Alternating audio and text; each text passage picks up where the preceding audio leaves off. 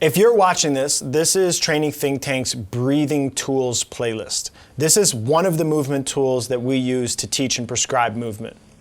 Breathing is something I think we can all agree is important. It's one of the few things in life that you literally cannot do without. If you stop breathing, you die. So we obviously can't go into the complexity of everything that is associated with breathing and training because it's involved in all training. But what we did do is created a positional breathing section to illustrate in this movement tools playlist. Most of the time that I see people start to get worked up and start to talk to me or start to shallow breathe or get overly excited, and I stop and I say, look, breathe. They say, I am breathing, almost combatively. And most of the time, similarly, I talk to people about breathing and talk to them about the complexity of breathing and what they can do in training to breathe. They're like, well, I know how to breathe, because if you're alive in some way, you know how to breathe. But this is something that can be very nuanced, and you can create a ton of variance in terms of how you breathe and how you approach breathing and how you create breathing protocols to make your respiratory muscles more enduring, how to create breathing protocols to make your respiratory muscles more powerful. And there's a bunch of different things that you can do with regards to breathing that actually will make you a more effective athlete or mover in general.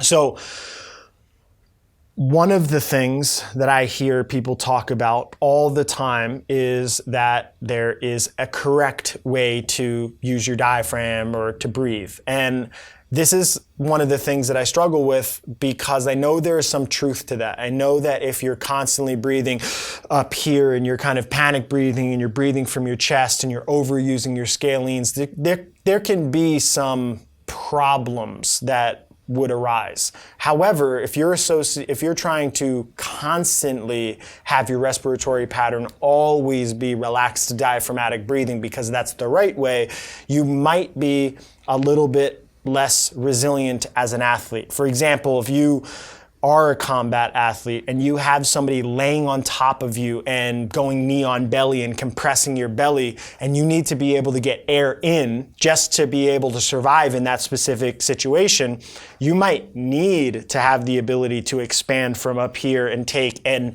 improper breath as an athlete. Or if you're a strongman and you're picking up a 300-pound sandbag and it's compressing your stomach to the point that you need to be able to brace down here and you can't take a breath, you might need to go and breathe from up here and pull air in. So breathing for me is something that needs to be adaptable. Now, you do need to have appropriate coordination and control of your diaphragm to be able to breathe from down here and breathe in your belly. However, if that's all you think of as quality breathing, I think that you're going to be a very ineffective athlete in certain situations. And I also think that you could potentially have, a lack of resilience if you're put into certain type of stress situations. So breathing is something that we train and we teach about very regularly, but it's not something that I can say there's a right or wrong way to do it. I think relative to where you have muscle mass, relative to what your training goal is, relative to what you need to accomplish in your training, you're going to have to find the respiratory training protocol that's effective for your specific training goals and how you want to live your life in general. So we created this movement tools category to be able to teach you how to get started in that process.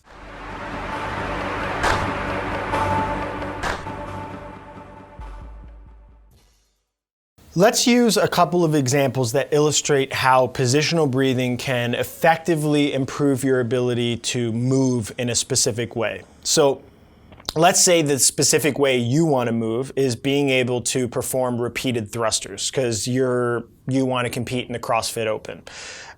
For people outside of the CrossFit circles, that would just be a front squat directly into a push press in one continuous motion. It's something that CrossFit tests very regularly for time style workouts, and it's a very common movement. It's very difficult to do repeatedly.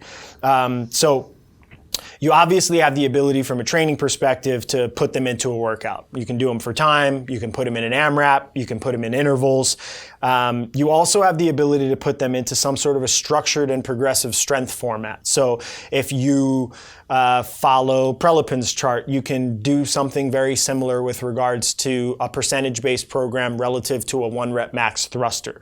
But your body can only take so much of that repeated contraction. So you put it in and you realize that you get to the point that you have enough self-awareness to understand that yourself as an athlete can handle 1 day a week of strength work with the thruster pattern and 1 time in energy system format. And that energy system format, let's say your coach deals with that. It's either random chaotic workouts or progressive intervals or whatever goes into that style stuff. But outside of that, if you go any farther than those 2 days a week, your knees start to ache.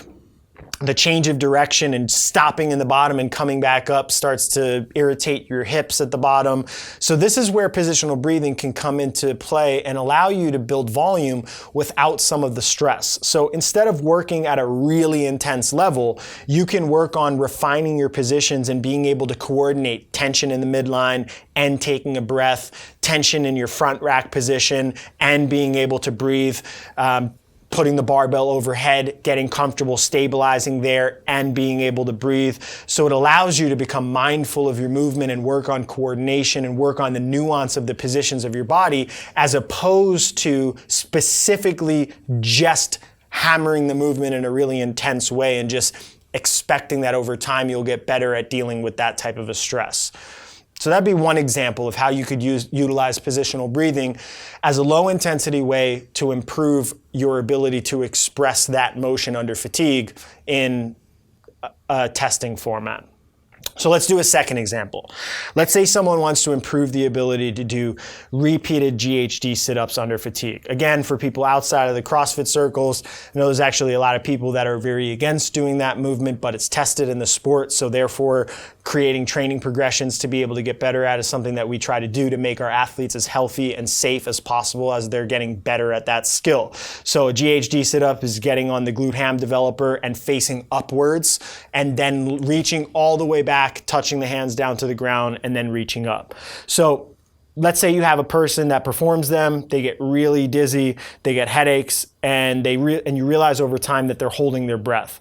So when this happens and I see somebody that needs to hold their breath to get into a position, the first thing I think is that their system is too weak to be able to get into that position safely. And one way to approach this type of a limiter is to continue to hammer them with volume intensity. So I'll see some coaches that prescribe them in intense formats and hope that the body adapts to that gross feeling and gets stronger and better at coping with that over time. I don't really coach that way because I haven't really seen that makes people better over time. I feel like it has a very short-lived window of progress, and then over time that repeated exposure to that type of stress becomes almost traumatic and people develop a very negative association with approaching the GHD machine and doing that type of a movement, and then they start reading all the evidence that it's bad, and then it just spirals into them not doing the movement. So an alternative way to approach this is to improve someone's movement quality and ability to breathe in the position. So figuring out, well, first of all, how can you stabilize the spine safely in that type of a position and get enough shoulder range that you can reach your hands all the way down and behind you without putting your back into a potentially stressful, hyperextended position.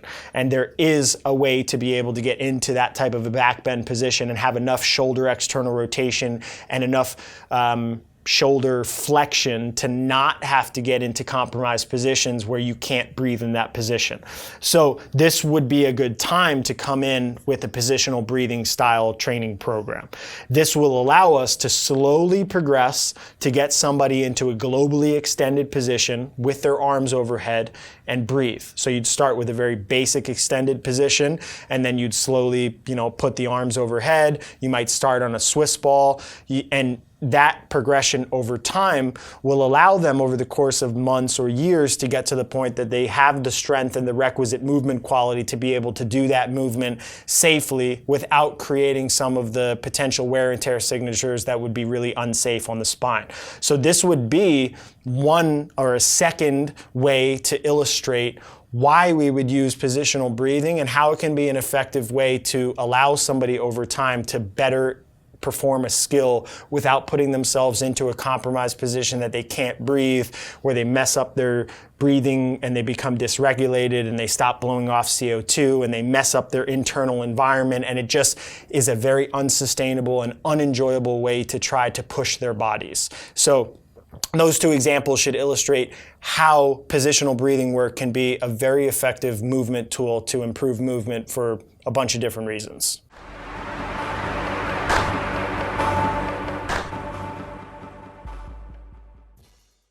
In order to start incorporating positional breathing into your training program, the first thing you'll do in this playlist is watch our instructional video about breathing the diaphragm and coordinating the respiratory muscles. I'd probably spend a couple minutes every week for a couple of weeks getting really comfortable in this very basic laying down position, coordinating and feeling confident with the control of your respiratory muscles.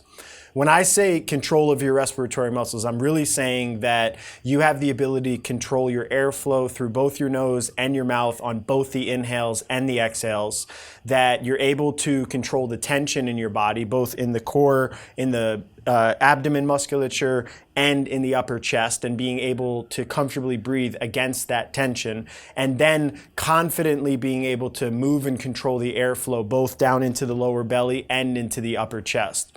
Once you have that feeling of mastery with regards to those breathing cues, then you should watch through the positions that I'm in when I'm taking breaths. The positions that we have in this playlist are categorized by the orientation of my spine. So I did that because the spine is obviously connected to the head, it's connected to the rib cage, and it's connected to the pelvis. So it's a pretty good proxy for putting your body into positions that you'll actually experience in training or life. When I perform the videos, just because they're videos, I couldn't just take a really soft breath with a lot of tension because it would have just looked like I was sitting still. So what I tried to do is really soften my midline. In most of the videos, I open my mouth to exaggerate that I'm breathing in through my mouth, and I took a big, deep, exaggerated breaths.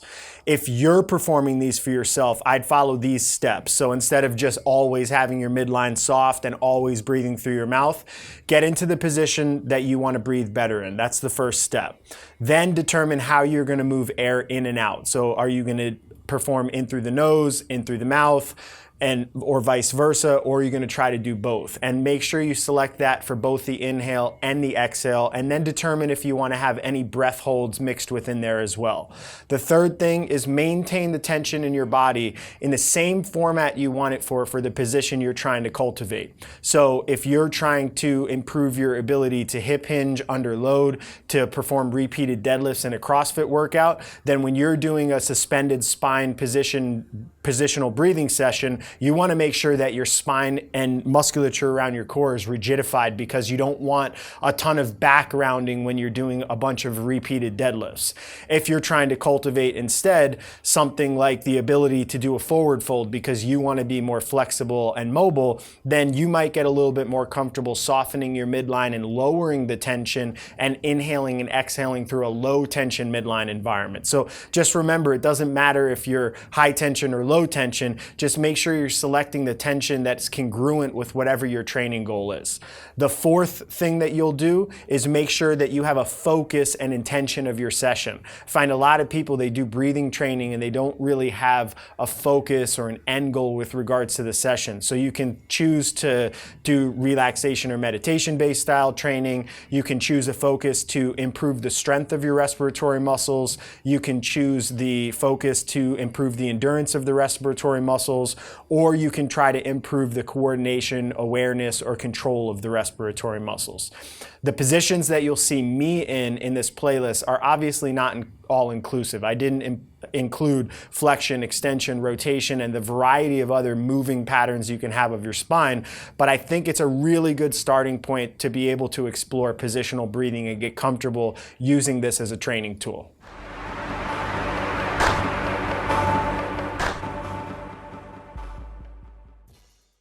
Like is true for all the movement playlists on our YouTube channel, this is one of many that acts as a part of a bigger whole. So to improve your movement quality, you need to go through all of the movement tools playlists and think of them as acting synergistically with one another to, over time, be able to improve your movement quality. For anyone that's taken the movement course, Chapter 3 covers movement tools, and in the movement tools, we cover all of these more extensively. I cover where the inspiration for each category comes from, how to write training prescriptions with each tool, how to progress the training tools, what each specific movement tool is used for, and you've seen sample programs that utilize all of these over the course of 4, 6, 8, 12 weeks. And so you'll have a much better understanding of how to think about this in terms of long-term progress. As you go forward now, you have everything that you need to get better. You have every tool from a movement perspective that we could think of. You understand how to use them, you understand why to use them, and you have a bunch of videos in each playlist that illustrate the actual use of those movement tools. So good luck, and hopefully your movement quality gets better.